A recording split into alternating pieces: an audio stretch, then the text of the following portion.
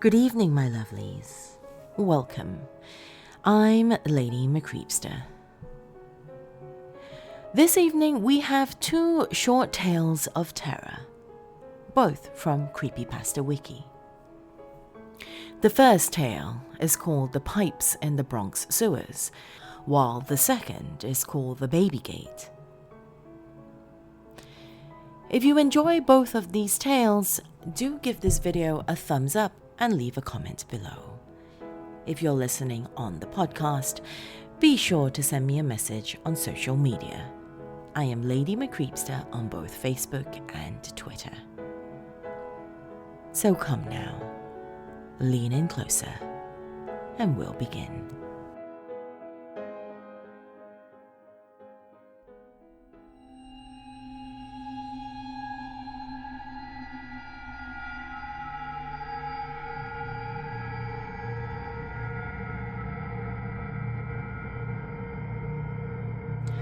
I'll try not to make this overly detailed because I am typing this from an internet cafe, and there really isn't that much detail to begin with.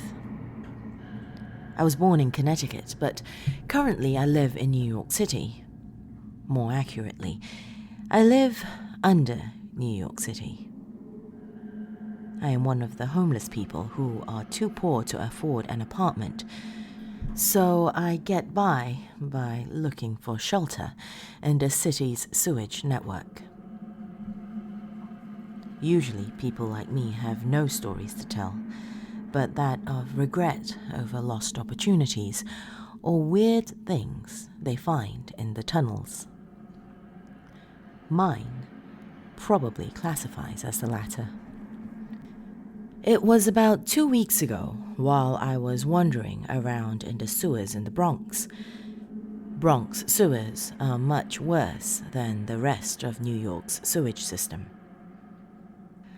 Having standards in between places where piss and shit go may sound funny, but trust me when I say places like the Bronx sewers would often make you reevaluate your life in the undergrounds of other places. Much less functional plumbing and lighting there, and much more chance of encountering the likes of me, or worse. To sum it up, that is the worst place you can be when you are a beggar on the streets in New York, and I was really at my lowest during that time, and I am hardly better now. You may wonder why I was staying in there in the first place. Honestly, couldn't tell. Why does anyone stay anywhere? Anyway, I am getting way off topic here. I was looking for a comfortable place to spend the night in, somewhere that wasn't too cold or where anyone could disturb me while I'm sleeping. The general rule was that the less manholes there are, the more safe you are from other people waking you, which usually meant somewhere way farther into the sewage system. Ideally, I also wanted a place next to heating pipes. At least, that was my resolve when I first started searching. But when the night had already reached midway and my eyes were beginning to get lazy, I was ready to settle for anywhere. I had been walking alongside drainage pipes and concrete walls for hours, looking for somewhere I believed safe. My eyes were droopy and slowly descending, but when they finally saw something, they woke back up again. The horizontal stretch of pipe that I had been following for hours, it was bleeding. A small part of the pipe's joint was slightly loose, and bloody water was leaking out of it onto the concrete below. It looked like the pipe had been bleeding for a long while. There was a large stain gathered under there to prove it, a pool of blood so dried up it almost looked like rust. Numerous flies had gathered up under the pipe, flying around the stain and fighting over the drippings, despite it looking like there was plenty enough for all of them. My first instinct was to get the hell out of there, and I did. For a tired and sleepy homeless man, I was surprisingly fast in my attempt to remove myself from the sewers. As much as I wanted to stay out from it, it really felt like something worth reporting to the police about. So I notified the cops on a payphone. Later that day, I was somehow found and brought in by the police station, and a detective called me in his room for questioning, where I told him everything I knew. Once the questioning was finished, the detective left me his phone number in case I ran into more clues. I hadn't heard much later about the investigation after that, and I was lucky they didn't blame me for the whole thing. Either way, I forgot about the whole pipe incident until now. Just yesterday, with the same payphone, I called the detective to ask about what the police had found. He didn't seem to be hiding anything and told me about the investigation. First of all, it wasn't just blood they had found through the pipes. There were also numerous but extremely small pieces of hair, bone, and flesh. The DNA belonged to a local Bronx girl who had went missing a month ago. But her blood was not the only one that had been bleeding through the pipes. The cops managed to scrape off the DNA of at least 2 more people from the large collected bloodstain, and they believe there may be more. They tracked the pipe and it led to an abandoned apartment here in the Bronx. The blood had been drained through the shower room of one of the apartments. Inside that shower room was a blood-stained wood chipper.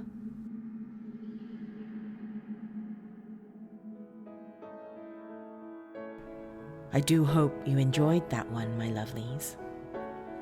Before we move on to the second tale, I would like to remind you, my dears, that I am in this year's Chilling Tales for Dark Nights Evil Idol competition. The competition is well on its way, so I do encourage you to go over to the Chilling Tales for Dark Nights YouTube page and vote accordingly. I myself am contestant number 23. For now, though, let's get on with the next tale.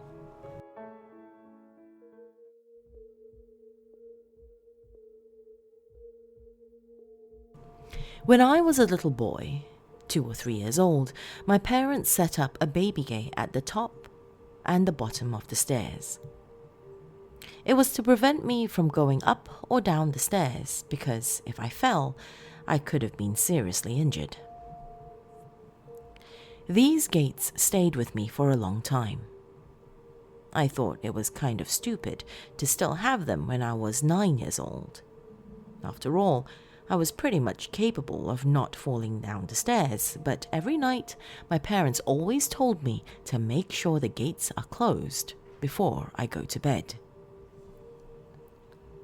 I found that strange and, to be honest, kind of frightening.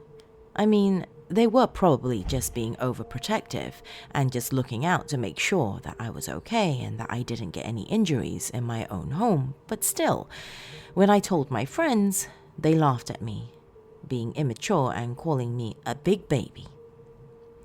One night, though, I decided to get a glass of milk from the kitchen downstairs, so I walked downstairs, poured some milk out of the jug into a glass, and then went back upstairs.